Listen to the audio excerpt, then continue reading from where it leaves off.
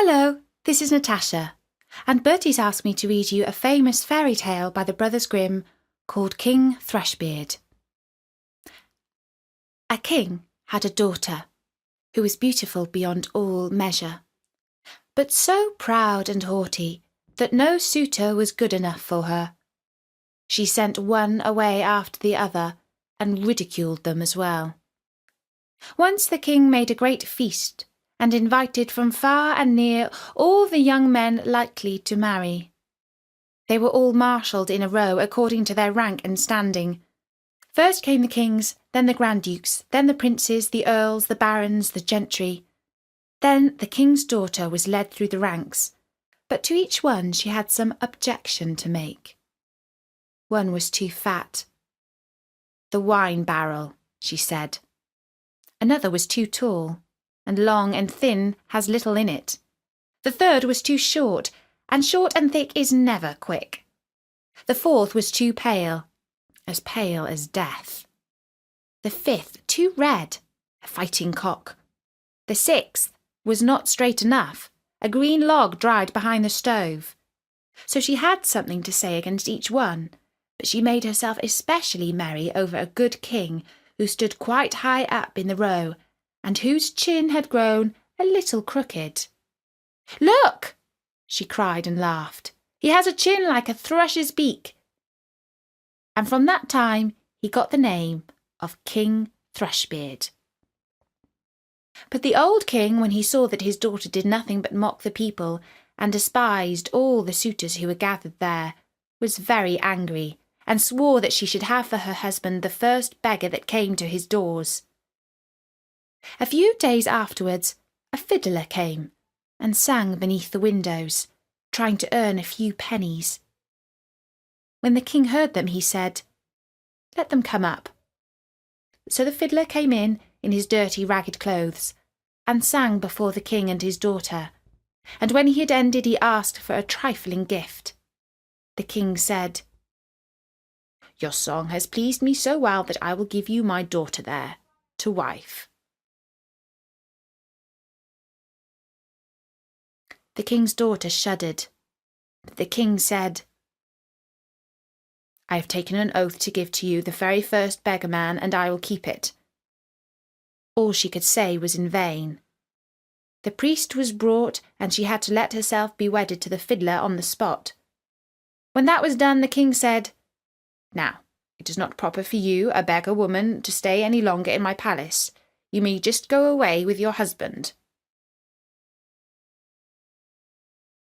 The beggar-man led her out by the hand, and she was obliged to walk away on foot with him. When they came to a large forest, she asked, "To whom does that beautiful forest belong?" "It belongs to King Thrushbeard.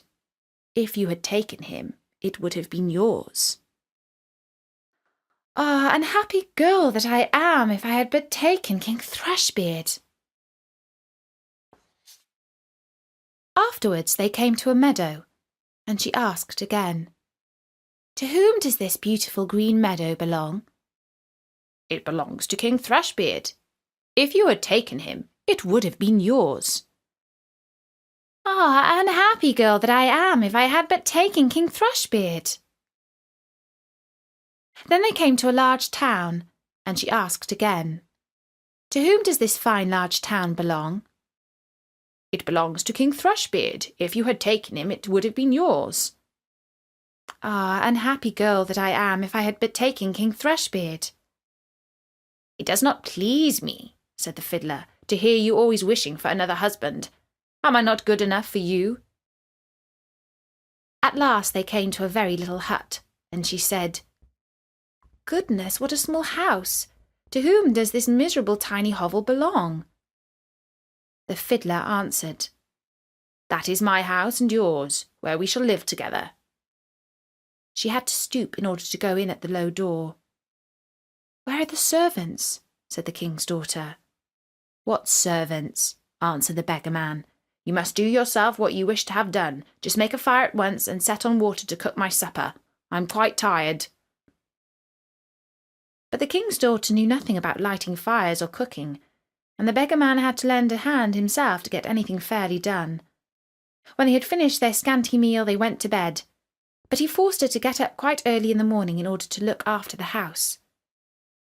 For a few days they lived in this way as well as might be, and came to an end of all their provisions. Then the man said, "Wife, we cannot go any longer eating and drinking here and earning nothing. You must make baskets." He went out, cut some willows, and brought them home.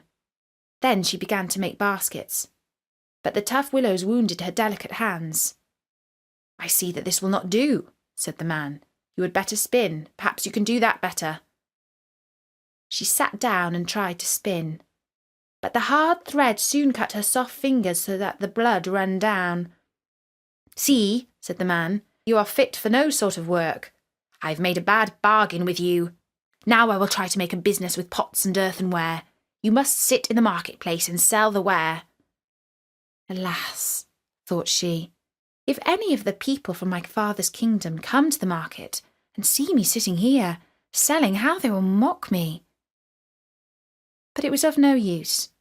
She had to yield unless she chose to die of hunger. For the first time she succeeded well, for the people were glad to buy the woman's wares because she was good-looking. And they paid her what she asked. Many even gave her the money and left the pots with her as well, so they lived on what she had earned as long as it lasted. Then the husband brought a lot of new crockery. With this she sat down at the corner of the marketplace and set it out around her ready for sale.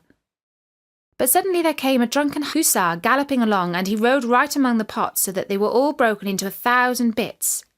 She began to weep, and did not know what to do for fear. "Alas, what will happen to me?" cried she. "What will my husband say to this?" She ran home and told him of the misfortune.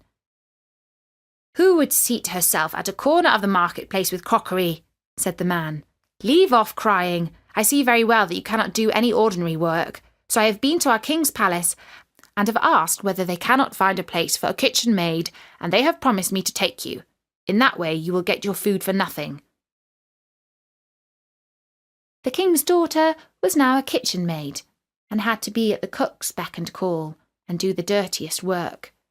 In both her pockets she fastened a little jar in which she took home her share of the leavings, and upon this they lived.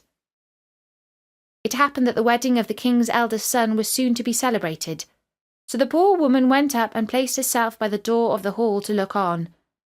When all the candles were lit and people, each more beautiful than the other, entered, and it was all full of pomp and splendour, she thought of her lot with a sad heart, and cursed the pride and haughtiness which had humbled her and brought her to so great poverty. The smell of the delicious dishes which were being taken in and out reached her, and now and then the servants threw her a few morsels of them. These she put in her jars to take home. All at once the king's son entered, clothed in velvet and silk, with gold chains about his neck. And when he saw the beautiful woman standing by the door, he seized her by the hand, and would have danced with her. But she refused and shrank with fear, for she saw that it was King Thrushbeard, her suitor, whom she had driven away with scorn. Her struggles were of no avail. He drew her into the hall, but the string by which her pockets were hung broke. The pots fell down, the soup ran out, and the scraps were scattered all about. And when the people saw it, there arose general laughter and derision, and she was so ashamed that she would rather have been 1,000 fathoms below the ground. She sprang to the door and would have run away, but on the stairs a man caught her and brought her back. And when she looked at him, it was King Thrushbeard again. He said to her kindly, "Do not be afraid. I and the fiddler, who has been living with you in that wretched hovel, are one. For love of you I disguised myself so. This was all done to humble your proud spirit, and to punish you for the insolence with which you mocked me."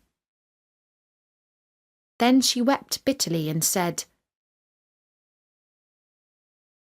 "I have done great wrong, and am not worthy to be your wife." But he said, "Be comforted. The evil days are past.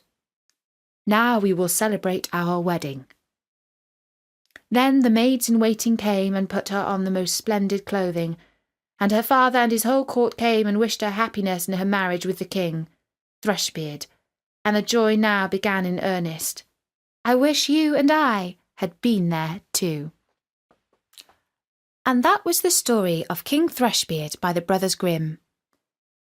Bertie says that this plot is a little bit like the play called The Taming of the Shrew by William Shakespeare. I do hope that you enjoyed it. There are loads more fairy tales and lots of original stories too at storynori.com. Bye for now! Bye for now!